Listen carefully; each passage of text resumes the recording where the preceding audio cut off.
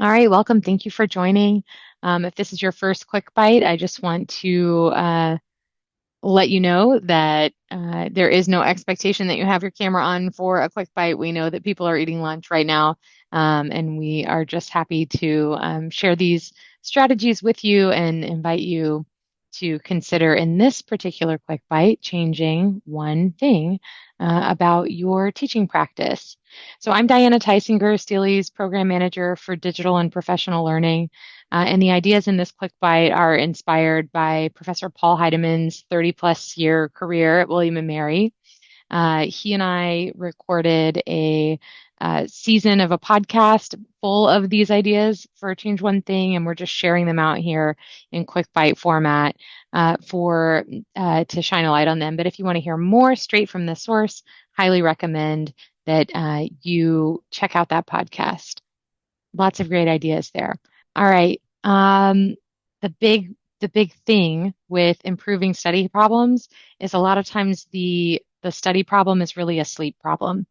So Professor Heideman and I had this conversation, and he said, really the big takeaway after many countless conversations with students over the years to try to figure out why the grade they got on the midterm didn't match the grade they thought they would get on the midterm is really often a question of sleep and not in the traditional pathway of like, oh, you were tired, so you didn't perform well, but based on some really specific neuroscientific processes that break down when we are sleep deprived. So he often would start with a conversation with students just with saying to the room at large, how much sleep did you get the night before the exam? And the way that this can look in a class, whether mid-size or large, is to implement something called an eyes closed protocol. We're not advocating that you force students to close their eyes, but we are advocating that you invite them to anonymously, at a low risk way, respond by raising their hand to indicate their answer to the question with their eyes closed or just looking down so that they're not feeling like their classmates are on the spot. So you might ask students, everyone close your eyes, raise your hand if you got 8 hours of sleep last night. Those two people are going to raise their hands and then continue and say, and now raise your hand if you got 7 hours of sleep last night, on down the list. You as the instructor are then making note of the general trends there to keep an eye on what the consensus is across your class, and then to report it out to the class and let them know what percentage of them reported 6 or fewer hours of sleep the night before the exam, because that's the level at which sleep deprivation kicks in, particularly if it is a pattern of getting less than 6 hours of sleep.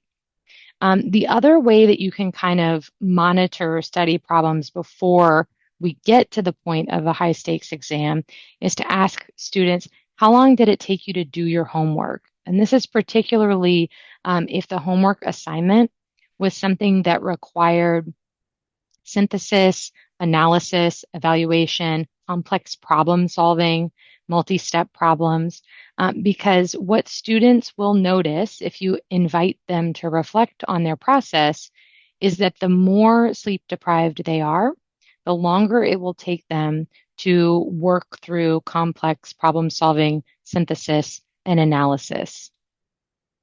So the other thing that Professor Heideman recommends, and again, this is all pointing in the direction of inviting students to reflect on the things that are within their control that help them to study and prepare for exams.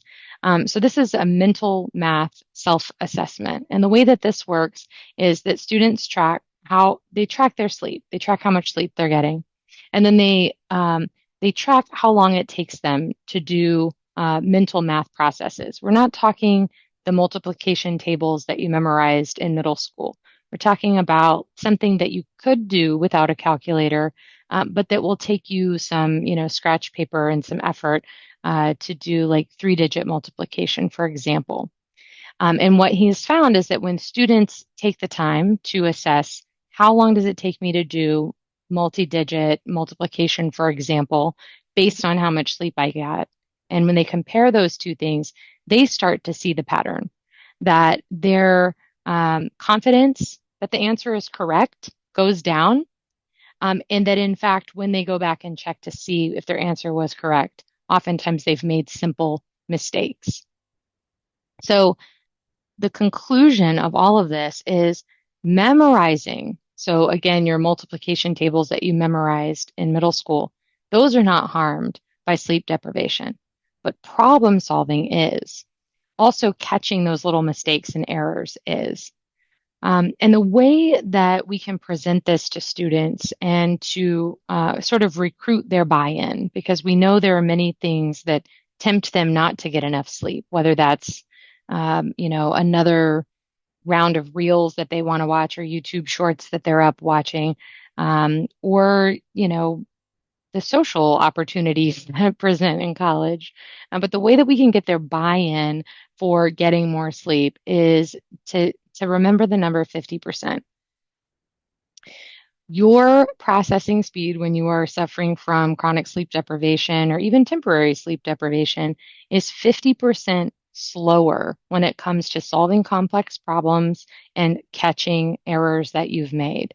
And so what that means for your students and your sales pitch to them is that their well-rested classmates are getting the full amount of time to take the test. They are getting a third less time to take the test because their process for problem solving and working through those complex reasoning processes is slower than their classmates. They might still get to the right answer, but they're going to have less time to go back and check mistakes and add those little details that you're looking for when you assess an essay question, for example, or essay response. And, to put this in terms that as an instructional designer, I come back to a lot, you might be familiar with Bloom's taxonomy. And this is just a framework of thinking about the cognitive processes associated with learning. And when I share these slides out, there will be a link for you to this chart if it's something you'd like to look at and study more closely. But what we're saying is that when students are, whether they're well rested or not, those cognitive processes that happen at the knowledge and comprehension level are not generally deeply affected. But when they have to take that foundational knowledge and then do something with it, as you are often asking them to do on an exam or a major project, when they have to analyze and apply and synthesize all those little pieces and pull them together into something coherent, that is really harmed by lack of sleep. All right, so when should you use this diagnostic process of diagnosing study problems and having this conversation with your students? Number one, first year students.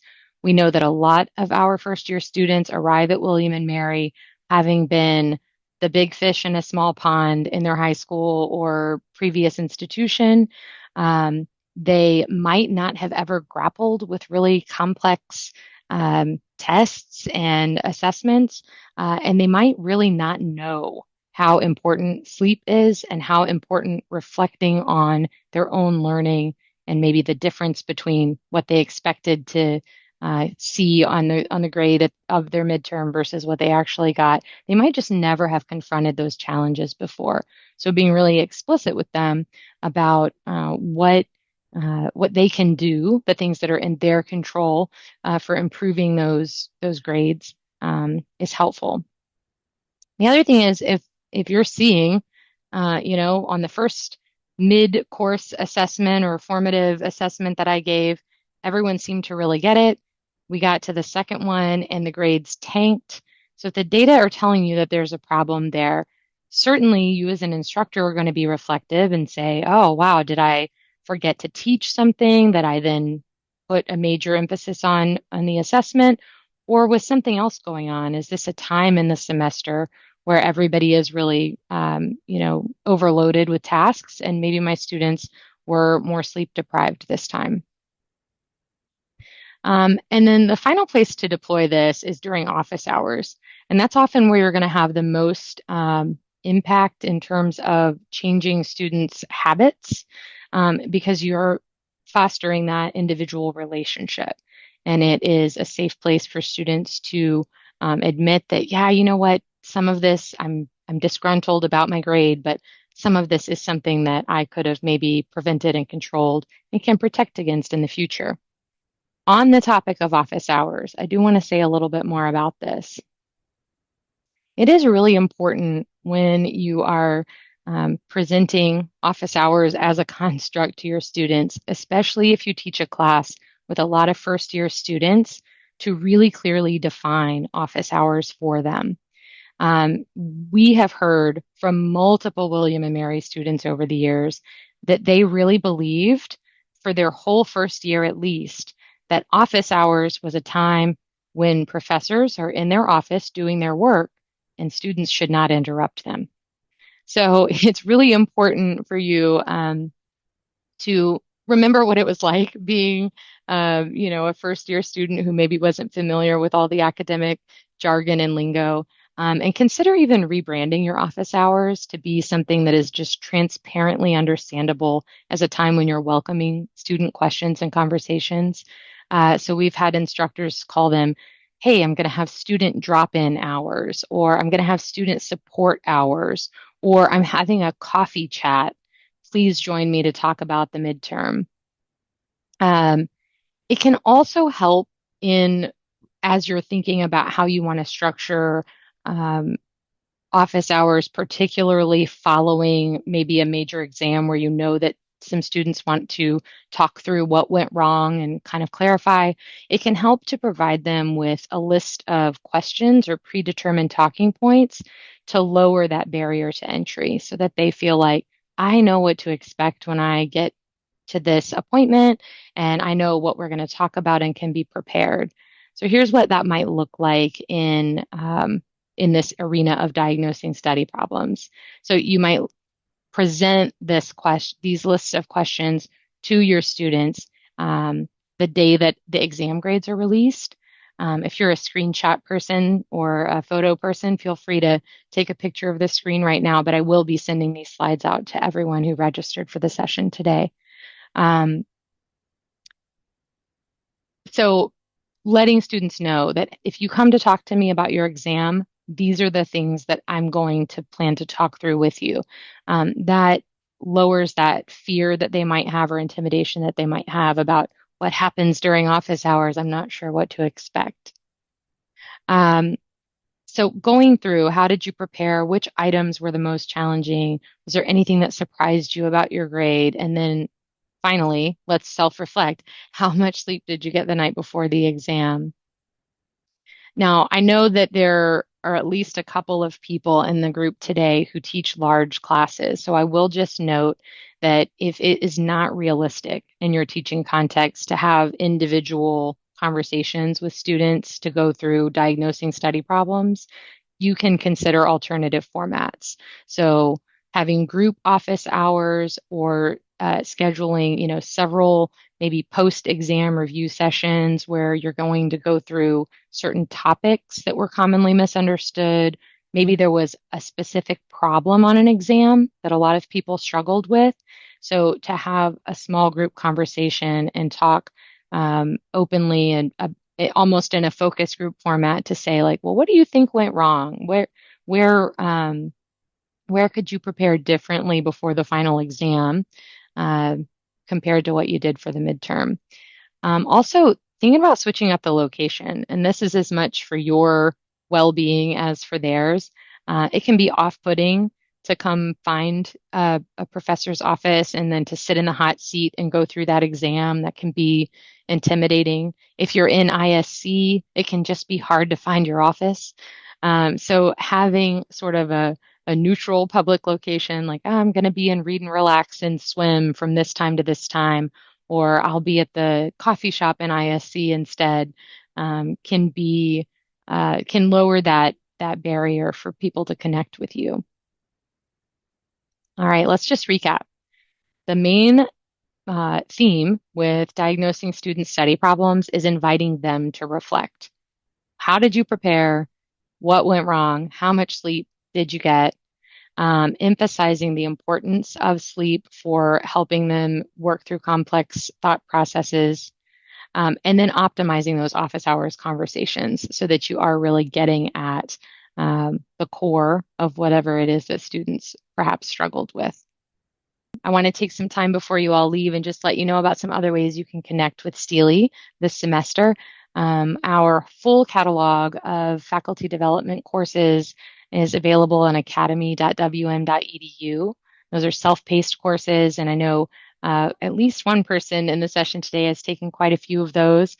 So we have our whole college teaching essentials series, as well as the designing for learners writing course. So if you're teaching a course with big writing assignments, that has a really just easy to use framework for polishing those writing assignments to getting better submissions from your students.